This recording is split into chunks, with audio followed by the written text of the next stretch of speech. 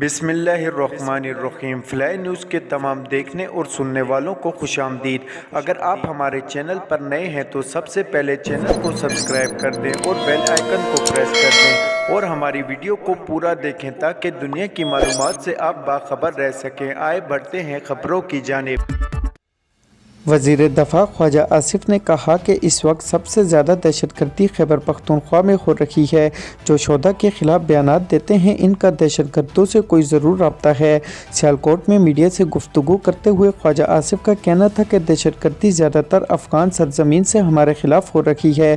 جو دہشت گرد افغانستان سے پاکستان آ رہے ہیں یہی لوگ ان کو پناہ دیتے ہیں۔ خواجہ آصف کا کہنا تھا کہ فوج جس طرح قربانیاں دے رہی ہے ان کی جتنی عزت کریں کم ہے۔ دہشت گردی کے خلاف جنگ متحد ہو کر لڑی جا سکتی ہے۔ کچھ لوگوں نے شہدا کا مذاق اڑایا، انہیں ریٹرننگ افسروں سے تبشیہ دیا۔ شہدا ہمارے محسن ہیں، ملک انہی کی وجہ سے قائم ہے۔ تحریک انصاف پر تنقید کرتے ہوئے وزیر دفاع کا کہنا تھا کہ یہ پارٹی شناخت ہو چکی ہے، یہ سنی اتحاد کونسل ہے یا پی ٹی آئی کچھ پتہ نہیں۔ اسمبلی میں انہوں نے غزہ قرارداد کے خلاف ووٹ دیا۔ ان کا کہنا تھا کہ اسٹیبلشمنٹ سے تمام جماعتوں کے اختلافات رہے لیکن کسی نے یہ رویہ نہیں اپنایا۔ یہ لوگ اپنی شناخت ڈھونڈ رہے ہیں، یہ بے نامی پارٹی ہے، ان کو اپنی کرتوتوں کی وجہ سے ان کے ہاتھ سے اقتدار کیا۔ جس قسم کے خط امریکی کانگریس کو لکھے جا رہے ہیں وہ پاکستان دشمنی ہے۔ پیپل پارٹی نے آصف علی زرداری کے صدر مملکت بننے کے بعد ان کی خالی کی گئی نشست حلقہ این اے 207 شہید بے نظیر آباد نواب شاہ سے ان کی بیٹی آصفہ بھٹو زرداری کو الیکشن لڑوانے کا فیصلہ کیا۔ آصفہ بھٹو زرداری نے این اے 207 سے الیکشن لڑنے کے لیے کاغذات نامزدگی بھی جمع کرا دیے۔ حلقے میں ضمنی انتخاب 21 اپریل کو ہوگا۔ آصف علی زرداری نے 8 فروری کے الیکشن میں اس حلقے سے آزاد امیدوار شیر محمد رن کو شکست دے کر کامیابی حاصل کی تھی۔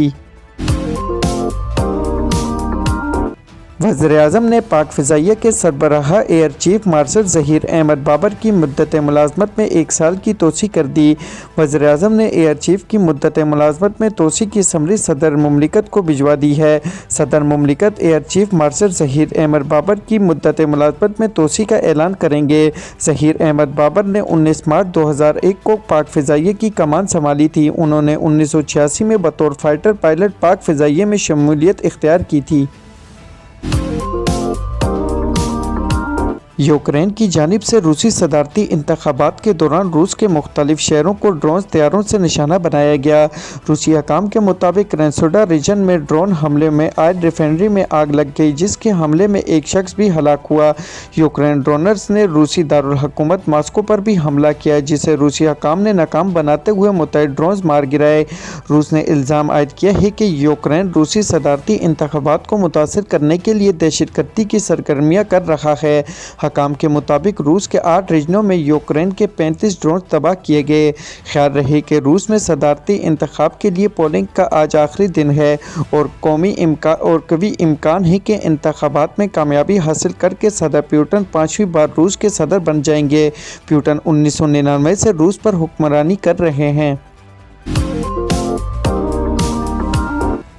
پاکستان تحریک انصاف کے رہنما شیر افضل مروت نے کہا کہ خیبر پختونخوا میں پی ٹی آئی کی گزشتہ دور حکومت میں بہت کرپشن ہو رہی تھی، لوگ ارب پتی نہیں کھرب پتی بن گئے۔ سماجی رابطے کی ویب سائٹ ایکس پر گفتگو کرتے ہوئے شیر افضل مروت نے کہا کہ آج سابق وزیر اعلیٰ محمود خان ایک ہی مائن سے 25 لاکھ روپے روزانہ کماتے ہیں۔ علی امین گنڈاپور بھی پی ٹی آئی کے 9 وزراء کی کرپشن سے متعلق بتا رہے تھے۔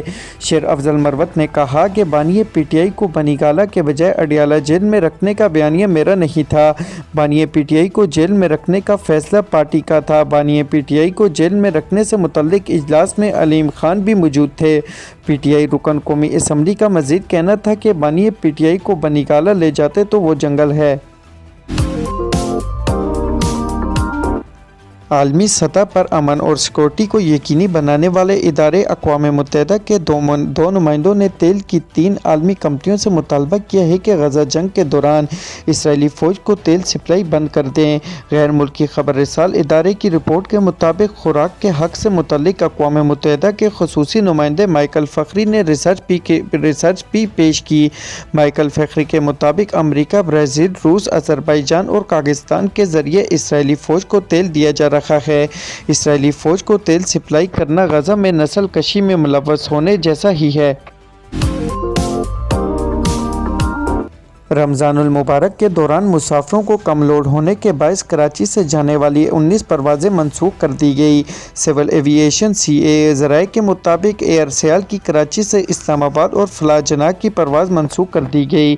PIA के कराची से इस्लामाबाद, अमारात एयर की कराची से दुबई की परवाज़, फलाई जनाह की कराची से लाहौर, फलाई बगदाद की कराची से बगदाद, PIA की कराची से जद्दा की परवाज़ मनसूख कर दी गई।